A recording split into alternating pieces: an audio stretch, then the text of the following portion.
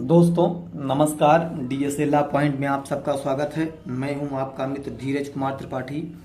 हम लोगों ने अपने ऑल इंडिया बार एग्जामिनेशन 2024 जो कि 24 नवंबर को प्रस्तावित है के क्रम में भारतीय संविधान में अनुच्छेद 207 तक वित्त विधेयकों के बारे में विशेष उपबंध तक पढ़ लिया था। आज हम लोग उसके आगे प्रोसीजर जनरली अनुच्छेद 208 जो कि प्रक्रिया के नियम बताती है, अनुच्छेद 209 राज्य के विधानमंडल में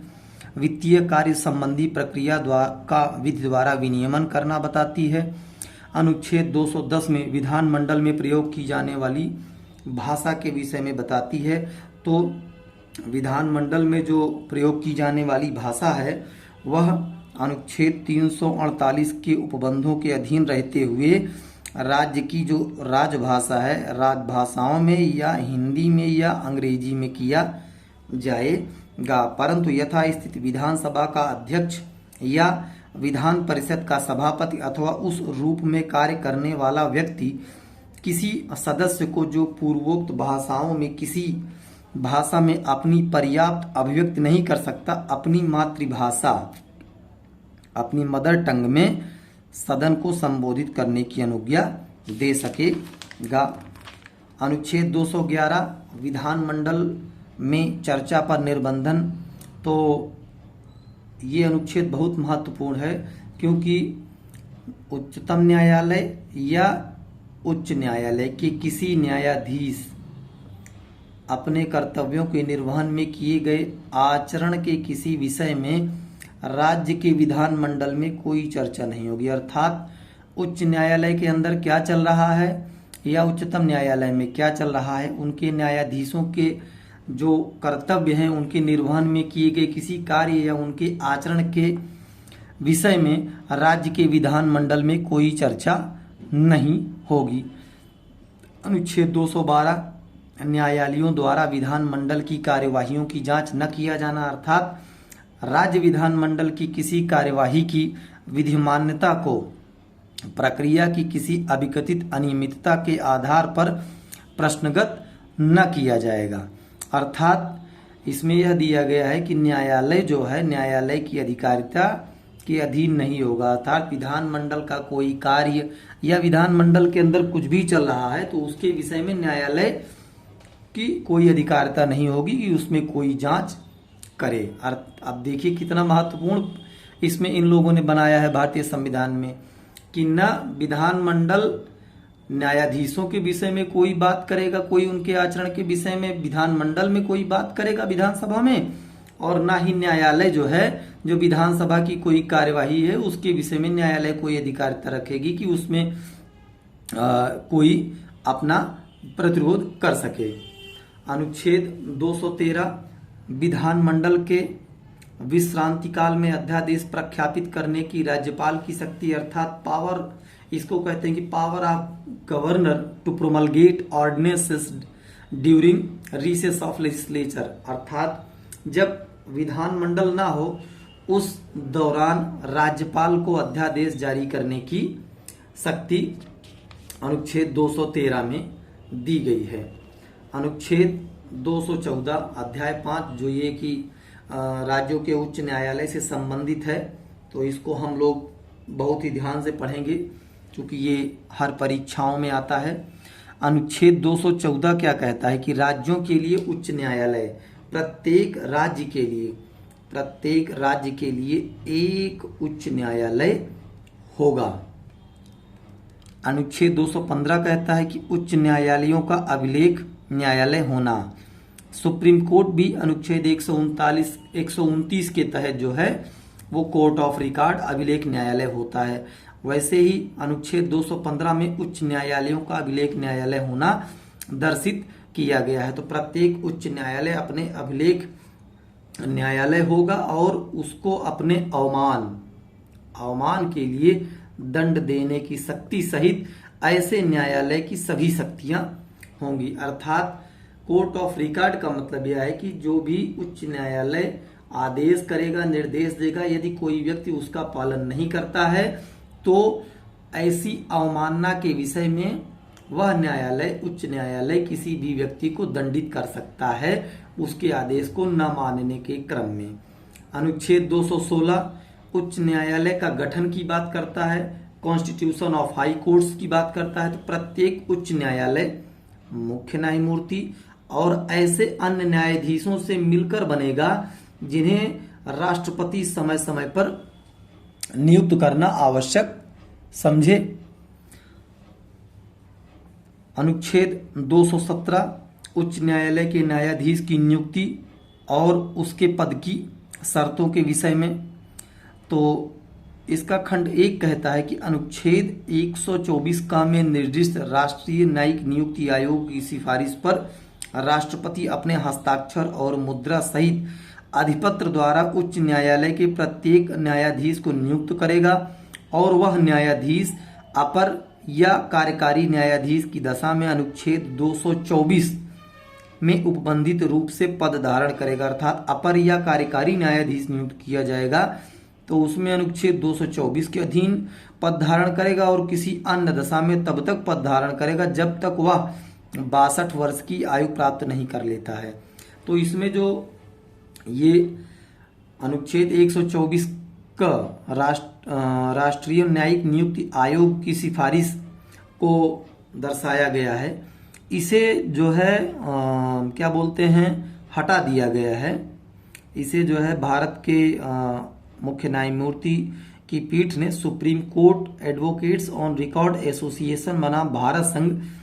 AIR 2016 के मामले में ही जब 2015 में आदेश किया गया था तो इसे राष्ट्रीय न्यायिक नियुक्ति आयोग को इसको खत्म कर दिया गया था, इसे निरसित कर दिया गया। अब इसमें है क्या कि कोई भी उच्च न्यायालय का न्यायाधीश राष्ट्रपति के द्वारा उसकी अधिपत्र के माध्यम से, जिसमें उसका साइन और मोहर लगी होगी, नियुक्ति करेगा तथा ऐसा व्यक्ति 62 साल तक, मतलब मैक्सिमम 62 वर्ष तक की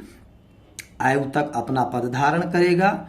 अन्य दशा में 62 वर्ष के ऊपर होने पर वह रिटायर हो जाएगा। यदि कोई अपर या कार्यकारी न्यायाधीश उपबंधित होता है, उसकी नियुक्ति की जाती है तो उसमें अनुच्छेद 224 के अनुसार वह अपना पद धारण करेगा। लेकिन अब इनकी नियुक्ति में, परंतु सबसे पहला पॉइंट है कि कोई न्यायाधीश राष्ट्रपति को संबोधित अपने हस्ताक्षर सहित लेख द्वारा अपना पद त्याग कर सकेगा। अर्थात जब राष्ट्रपति ने उसकी नियुक्ति की है हाई कोर्ट के जज की, तो वह जिसने नियुक्ति की है वह उसी को त्याग पत्र दे करके अपने हस्ताक्षर सहित लेख पत्र द्वारा त्याग सकेगा। तथा दूसरा, किसी न्यायाधीश को उच्चतम न्यायालय के न्यायाधीश को हटाने के लिए अनुच्छेद 124 के खंड 4 में उपबंधित रीति से उसके पद से हटाया जाएगा, राष्ट्रपति द्वारा हटाया जा सकेगा। अर्थात इसे जो है राष्ट्रपति द्वारा अनुच्छेद 124 के खंड 4 में जो बातें दी गई हैं उसके अनुसार ही उसे हटाया जा सकेगा, अन्यथा नहीं। मतलब कि उसे राष्ट्रपति ही हटा सकेगा और हटाएगा भी तो कैसे, जैसे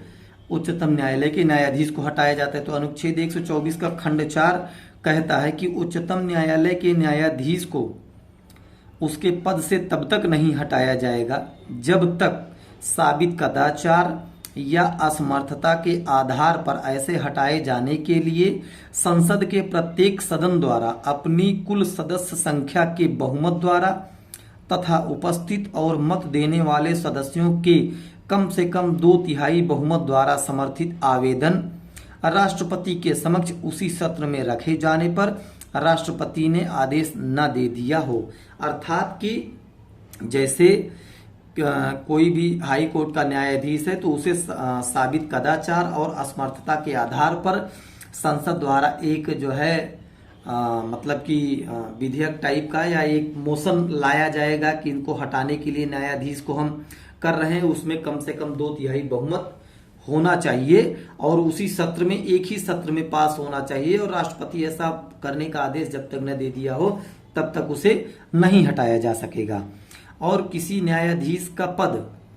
तीसरा पॉइंट है कि किसी न्यायाधीश का पद राष्ट्रपति द्वारा उसे उच्चतम न्यायालय का न्यायाधीश नियुक्त किए जाने पर या राष्ट्रपति द्वारा उसे भारत के राज्य क्षेत्र में किसी अन्य उच्च न्यायालय को अंतरित किए जाने पर रिक्त हो जाएगा। यदि कोई न्यायाधीश है उच्च न्यायालय का, उसकी नियुक्ति उच्चतम न्यायालय में हो गई या फिर किसी अन्य उच्च न्यायालय में हो गई, तभी जो है उसके ये होगा कैसे, राष्ट्रपति ही करेगा। और इनकी नियुक्ति जो है, कौन व्यक्ति ऐसा है जो उच्च न्यायालय का न्यायाधीश नियुक्त होने के लिए अर्हता होगा, तो सबसे पहला जो मूलभूत उसकी शर्त है कि उसे भारत का नागरिक होना चाहिए, तभी वह उच्च न्यायालय का न्यायाधीश बन सकता है। और पहला है कि कम से कम वह 10 वर्ष तक न्यायिक पद धारण कर चुका हो, मतलब जुडिशरी में 10 वर्ष तक काम कर चुका हो, या फिर उच्च न्यायालय का या ऐसे 2 या अधिक न्यायालयों का लगातार कम से कम 10 वर्ष तक अधिवक्ता रहा हो, अर्थात कम से कम 10 वर्ष तक कोई न्यायिक पद धारण किया हो, या फिर वह 2 या अधिक न्यायालयों में या उच्च न्यायालय में 10 साल तक कम से कम अधिवक्ता रहा हो, तब उसे जो है उच्च न्यायालय में नियुक्त किया जाएगा, अन्यथा नहीं। अब इसके बाद स्पष्टीकरण है कि इस खंड के प्रयोजनों के लिए जो का 3 प्रावधान और जोड़े गए। इसमें यह है कि न्यायिक पद धारण करने की अवधि की संगणना करने में वह अवधि भी जोड़ी जाएगी जिसके दौरान वह न्यायिक पद धारण करने के पश्चात किसी उच्च न्यायालय का अधिवक्ता रहा हो। जैसे कोई व्यक्ति 5 साल तक मजिस्ट्रेट रहा, उसके बाद उसने छोड़ करके हाई कोर्ट में वकालत शुरू कर दी, तो उस दौरान वह माना जाएगा कि उसने 10 साल तक अपनी प्रैक्टिस की है या 10 साल तक न्यायिक कार्य किया है, या फिर किसी अधिकरण का सदस्य का पद धारण कर लिया हो, या संघ या राज्य के अधीन कोई ऐसा पद धारण कर लिया हो जिसके लिए विधि का विशेष ज्ञान अपेक्षित हो। इसके बाद उच्च न्यायालय का अधिवक्ता रहने की अवधि की संगणना करने में वह अवधि भी जोड़ी जाएगी जिसके दौरान वह या उसके बाद कोई न्यायिक पद धारण कर लेता है, या किसी अधिकरण के सदस्य का पद धारण करता है, या फिर विधि का ज्ञान अपेक्षित हो। जैसे वह अधिवक्ता व्यवसाय कर रहा हो, उसके बाद 5 साल बीतने के बाद वह कहीं जुडिशरी में सेलेक्ट हो गया हो, जज बन गया हो, तब उसके बाद वह व्यक्ति उच्च न्यायालय में न्यायाधीश बनने का पात्र होगा। फिर भारत के राज्य क्षेत्र में न्यायिक पद धारण किया हो, उच्च न्यायालय में अधिवक्ता रहा हो, यथास्थित ऐसे क्षेत्र में जो 15 अगस्त 1947 से पहले भारत शासन अधिनियम 1935 में परिभाषित भारत में समाविष्ट था, न्यायिक पद धारण किया है, तो वह उच्च या फिर अधिवक्ता वह उच्च न्यायालय का रहा है, तो ऐसा व्यक्ति जो है वह उच्च न्यायालय में न्यायाधीश बन सकेगा। खंड 3 जिसे कि 15वें संशोधन अधिनियम 1963 के द्वारा जोड़ा गया, यदि उच्च न्यायालय के किसी न्यायाधीश की आयु के बारे में कोई प्रश्न उठता है, उच्च न्यायालय के न्यायाधीश की आयु के बारे में कोई प्रश्न उठता है, तो प्रश्न का विनिश्चय भारत के मुख्य न्यायमूर्ति परामर्श के पश्चात राष्ट्रपति द्वारा किया जाएगा और राष्ट्रपति का विनिश्चय अंतिम होगा। अर्थात उच्च न्यायालय के न्यायाधीश की एज के संबंध में कोई अगर क्वेश्चन एराइज होता है, तो ऐसा क्वेश्चन का विनिश्चय जो है भारत का मुख्य न्यायमूर्ति द्वारा राष्ट्रपति के परामर्श करने के बाद किया जाएगा और राष्ट्रपति का विनिश्चय अंतिम होगा। अनुच्छेद 218 उच्चतम न्यायालय से संबंधित कुछ उपबंधों का उच्च न्यायालय को लागू होना। अनुच्छेद 124 के खंड 4 और 5 के उपबंध जहां उच्चतम न्यायालय के प्रति निर्देश है, वहां उच्च न्यायालय के प्रति निर्देश प्रतिस्थापित करके उच्च न्यायालय के संबंध में लागू होंगे। अर्थात उनकी जो नियुक्ति और उनको हटाने से संबंधित निर्देश हैं, वह जो है उच्च न्यायालय के न्यायाधीशों को भी लागू होंगे। अनुच्छेद 219 उच्च न्यायालय के न्यायाधीशों द्वारा शपथ और प्रतिज्ञान। तो जो उच्च न्यायालय के न्यायाधीश होंगे उनको शपथ जो है राज्य का राज्यपाल दिलाएगा, तथा उसकी नियुक्त व्यक्ति जो है, जो भी नियुक्त होगा, तीसरी अनुसूची के अनुसार जो भी उसमें प्रारूप दिया गया है उसके अनुसार शपथ लेगा तथा अपने हस्ताक्षर करेगा। अनुच्छेद 220 जिसे कि 7वां संविधान संशोधन अधिनियम द्वारा प्रतिस्थापित किया गया था, कोई व्यक्ति जिसने इस संविधान के प्रारंभ के बाद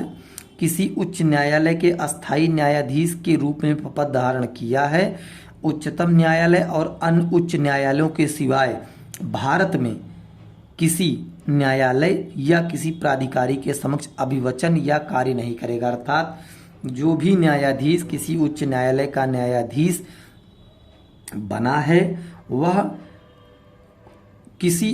अन्य जो जिस उच्च न्यायालय में वह था उस उच्च न्यायालय को छोड़ करके किसी अन्य उच्च न्यायालय में या फिर सुप्रीम कोर्ट में ही एडवोकेसी का कार्य या अभिवचन का कार्य करेगा। अन्य किसी प्राधिकारी के समक्ष या अन्य किसी जैसे हाई कोर्ट का न्यायाधीश से रिटायर हों और उसके बाद डिस्ट्रिक्ट कोर्ट में आके प्रैक्टिस करें तो वहां उनको ऐसे अभिवचन का कार्य करने नहीं दिया जाएगा, उनको नहीं करना होगा। उन्हें जिस भी उच्च न्यायालय में वह कार्यरत थे उससे इतर किसी अन्य उच्च न्यायालय में उन्हें कार्य करना होगा। अनुच्छेद 221 में न्यायाधीश को वेतन और भत्ते की बात की गई तो उन्हें वेतन और भत्ते जो है वह दूसरी अनुसूची में जो दिया गया है लिस्ट उसके अनुसार दिया जाएगा या फिर जो संसद विधि द्वारा बनाए परिवर्तित करे उसके अनुसार से उन्हें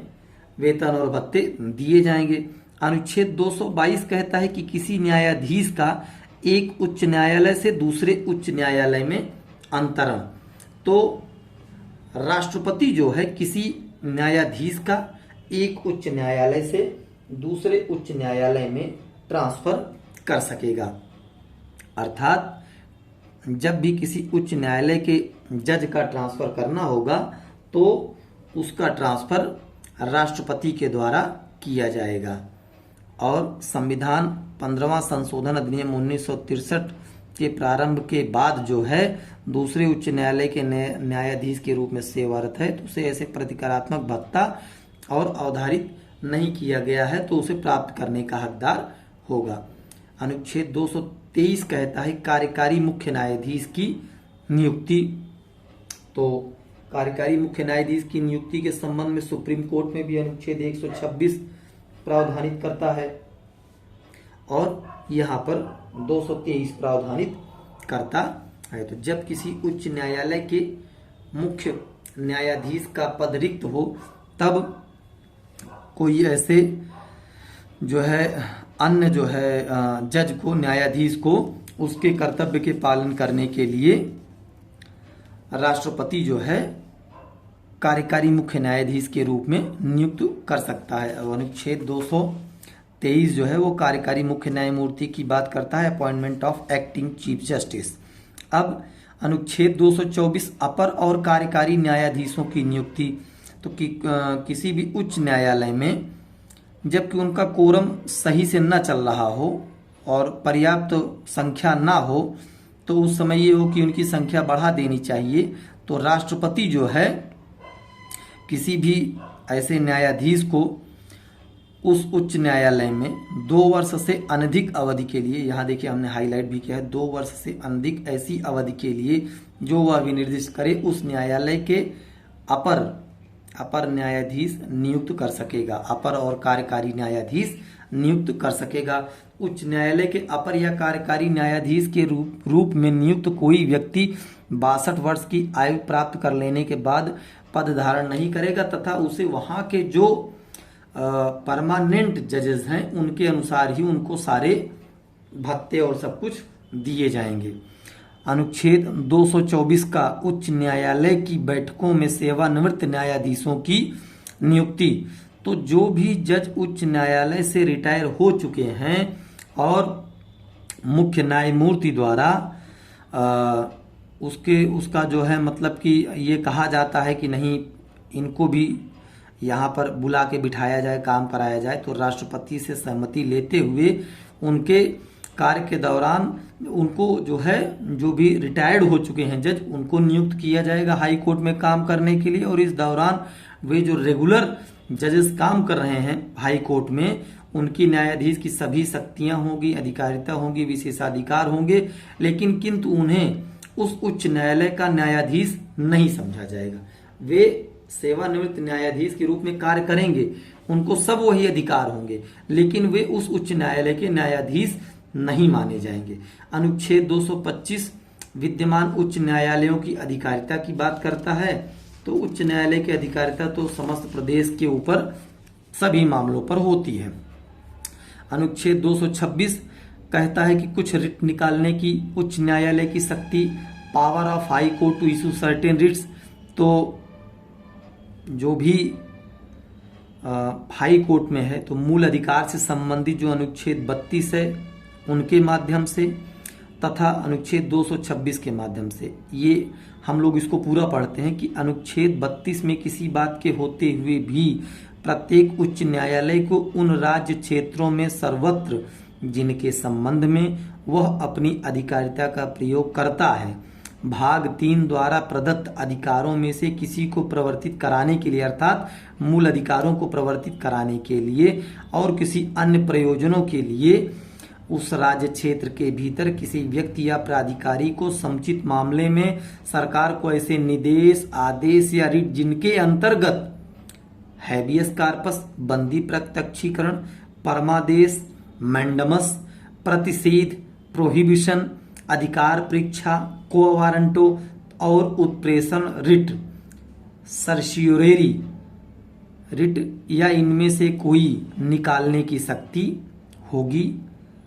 खंड 2 कहता है कि किसी सरकार, प्राधिकारी या व्यक्ति को निर्देश, आदेश या रिट निकालने की खंड 1 द्वारा प्रदत्त शक्ति का प्रयोग उन राज्य क्षेत्रों के संबंध में जिनके भीतर ऐसे शक्ति के प्रयोग के लिए वाद हेतु पूर्णतः या भागतः उत्पन्न होता है, चाहे पूरा वाद हेतु उत्पन्न हुआ हो या कोई भाग के रूप में उत्पन्न हुआ हो, तो अधिकारिता रखने वाला उच्च न्यायालय इस बात के होते हुए भी उसका प्रयोग कर सकेगा। ऐसी सरकार या प्राधिकारी का स्थान, ऐसे व्यक्ति का निवास स्थान राज्य के भी क्षेत्र के भीतर भले ना भी हो तो भी कोई दिक्कत नहीं। ऐसा एक निर्णय नवीन चंद्र एन मजीठिया बनाम स्टेट ऑफ महाराष्ट्र राज्य 2000 के मामलों में सुप्रीम कोर्ट ने दिया था। अब खंड 3 कहता है कि जहां कोई पक्षकार जिसके विरुद्ध खंड 1 में कोई याचिका या उससे संबंधित कार्यवाही में व्यादेश के रूप में या रोक के रूप में या किसी अन्य रीत में अंतरिम आदेश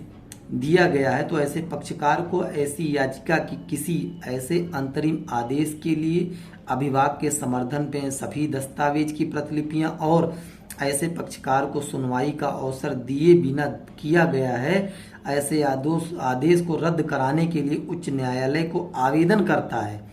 और ऐसे आवेदन की एक प्रतिलिपि उस पक्षकार को जिसके पक्ष में ऐसा आदेश किया गया है या उसके काउंसिल को देता है। वहां उच्च न्यायालय उसकी प्राप्ति की तारीख से या ऐसे आवेदन की प्रतिलिपि इस प्रकार दिए जाने की तारीख से 2 सप्ताह के भीतर 2 वीक्स के भीतर या जो भी पश्चातवर्ती हो, जहां उच्च न्यायालय उस अवधि के अंतिम दिन यदि बंद है तो उसके अगले ठीक बाद वाले दिन की समाप्ति से पहले जिस दिन उच्च न्यायालय खुला है आवेदन को निपटाएगा। यदि आवेदन इस प्रकार निपटाया नहीं जाता है तो अंतरिम आदेश यथास्थित उक्त अवधि या उक्त ठीक के पहले बाद वाले दिन की समाप्ति पर रद्द हो जाएगा। इसके बाद है कुछ केस लॉज दिए गए हैं। फिर अनुच्छेद 227, ये बहुत महत्वपूर्ण है। अनुच्छेद 226 का था जिसे कि संविधान के 43वें संविधान संशोधन अधिनियम 1977 के द्वारा इसे निरसित कर दिया गया। इसे जोड़ा गया था कि 42वें संविधान संशोधन 1976 के द्वारा जोड़ा गया था, जिनमें कहा गया था कि केंद्रीय विधियों की संवैधानिक वैधता पर विचार हाई कोर्ट नहीं कर सकेंगे, जिसे कि 43वें संविधान संशोधन द्वारा हटा दिया गया था। अनुच्छेद 227 बहुत महत्वपूर्ण करता है कि superintendence power of over all courts by the high court, जो भी राज्य के अंदर उच्च न्यायालय से जितने निचले न्यायालय हैं सब पर सुपरिटेंडेंस की पावर, अधीक्षण करने की पावर अनुच्छेद 227 में उच्च न्यायालय को प्रदान की गई है। तो प्रत्येक उच्च न्यायालय उन राज्य क्षेत्रों में सर्वत्र जिनके संबंध में वह अपनी अधिकारिता का प्रयोग करता है सभी न्यायालयों और अधिकरणों का अधीक्षण करेगा तथा पूर्वगामी उपबंध की व्यापकता पर प्रतिकूल प्रभाव डाले बिना उच्च न्यायालय ऐसे न्यायालयों से विवरणी मंगा सकेगा। Call for returns from such courts दूसरा है ऐसे न्यायालयों की पद्धति और कार्यवाहियों के विनियमन के लिए साधारण नियम और प्रारूप बना सकेगा और निकाल सकेगा तथा विहित कर सकेगा, और ऐसे न्यायालयों के अधिकारियों द्वारा रखी जाने वाली पुस्तकों, प्रविष्टियों और लेखाओं के प्रारूप विहित कर सकेगा। तो ये सुपरिटेंडेंस पावर हाई कोर्ट की है, जो कि बहुत महत्वपूर्ण है। और अनुच्छेद 228 है कि कुछ मामले में उच्च न्यायालय, कुछ मामलों का उच्च न्यायालय को अंतरण करने की शक्ति, transfer of certain cases to high court. तो इसमें उच्च न्यायालय का यदि समाधान हो जाए कि किसी न्यायालय में कोई मामला लंबित है, तो संविधान के या फिर निर्वचन के बारे में कोई विधि का सारवान प्रश्न अंतर्वलित है, तो उस मामले के निपटारे के लिए यदि आवश्यक हो तो मामले को अपने पास मंगा सकेगा। और ये पावर जो है सुप्रीम कोर्ट के पास अनुच्छेद 139 क में दिया गया है। और दूसरा है कि उच्च न्यायालय मामले को स्वयं निपटा सकेगा, अपने पास मंगा सकेगा, जैसे उस मामले को अपने पास मंगा सकेगा, मामले को स्वयं निपटा सकेगा, या फिर उक्त विधि के प्रश्न का अवधारण कर सकेगा और उस मामले को ऐसे प्रश्न पर निर्णय की प्रतिलिपि सहित उस न्यायालय को जिससे मामला इस प्रकार मंगा लिया गया है लौटा सकेगा, और उक्त न्यायालय उसके प्राप्त होने पर उस मामले को निर्णय के अनुरूप निपटाने के लिए आगे कार्यवाही कर सकेगा। और अनुच्छेद 229 उच्च न्यायालयों के अधिकारी और सेवक तथा व्यय, तो इनके संबंध में उच्च न्यायालय के अधिकारियों और सेवकों की नियुक्तियां मुख्य न्यायमूर्ति करेगा और या उस न्यायालय का अन्य न्यायाधीश या अधिकारी करेगा जिसे वह निर्दिष्ट करे। और जो है परंतु उस राज्य का राज्यपाल अपेक्षा कर सकेगा कि जो पहले से ही न्यायालय से संलग्न नहीं है, न्यायालयों से संबंधित किसी पद पर राज्य लोक सेवा आयोग से परामर्श करके ही उन्हें नियुक्त किया जाए। तथा उच्च न्यायालय के प्रशासनिक व्यय जिनके अंतर्गत न्यायालय के अधिकारियों और सेवकों या फिर उनके संबंध में वेतन और भत्ते या पेंशन हैं, राज्य की संचित निधि पर भारित होंगे और इस न्यायालय द्वारा ली गई फीसें और अन्य धनराशियां उस निधि का भाग होंगी। अनुच्छेद 231 कहता है कि उच्च न्यायालयों की अधिकारिता का संघ राज्य क्षेत्रों पर विस्तार होना, तो संसद विधि द्वारा यह नियम बना सकेगी कि किसी उच्च न्यायालय की अधिकारिता का विस्तार किसी संघ राज्य क्षेत्र पर रहेगा या नहीं, उसके संबंध में रोक सकेगी। अनुच्छेद 231 दो या अधिक राज्यों के लिए एक उच्च न्यायालय कब होगा, तो उसके लिए जो है संसद जो है विधि बना करके स्थापित कर सकेगी कि कौन कितने राज्यों के ऊपर किसी एक उच्च न्यायालय का सुपरिटेंडेंस होगा। जैसे इस समय गुवाहाटी उच्च न्यायालय असम का है, जो कि अत्यधिक 4 राज्यों के ऊपर अपनी अधिकारिता स्थापित करता है तथा वहां के मामलों को सुनता है। अनुच्छेद 232 को 7वां संविधान संशोधन अधिनियम 1956 के द्वारा निरसित कर दिया गया था। अब अध्याय 6 अधीनस्थ न्यायालयों के संबंध में हम लोग अपने अगले वीडियो में पढ़ेंगे। तो आप लोग हमसे जुड़े रहने के लिए DSA लॉ पॉइंट को सब्सक्राइब करें चैनल को, तथा वीडियो लाइक करें, शेयर करें, कमेंट करें और अधिक से अधिक लोगों तक पहुंचाएं। चूंकि ऑल इंडिया बार एग्जामिनेशन एग्जाम जो कि बार काउंसिल ऑफ इंडिया द्वारा कंडक्ट कराया जाता है 24 नवंबर को प्रस्तावित है और तिथि बहुत ही नज़दीक आ चुकी है एग्ज़ाम की। इसके लिए अब चूँकि हम लोगों ने इसके सिलेबस में जितना भी हो सकेगा पढ़ाने के लिए फीस जो 1500 रुपये रखी थी उससे अब 1000 रुपया कर दिया गया है। तो जुड़ने के लिए हमारे दिए गए नंबर 9601682266 पर संपर्क करके एडमिशन लेकर जल्द से जल्द जुड़ें और इस बार काउंसिल के एग्ज़ाम को जो कि 24 नवंबर को होना है एक बार में क्लियर करें। धन्यवाद। जय हिंद, जय भारत।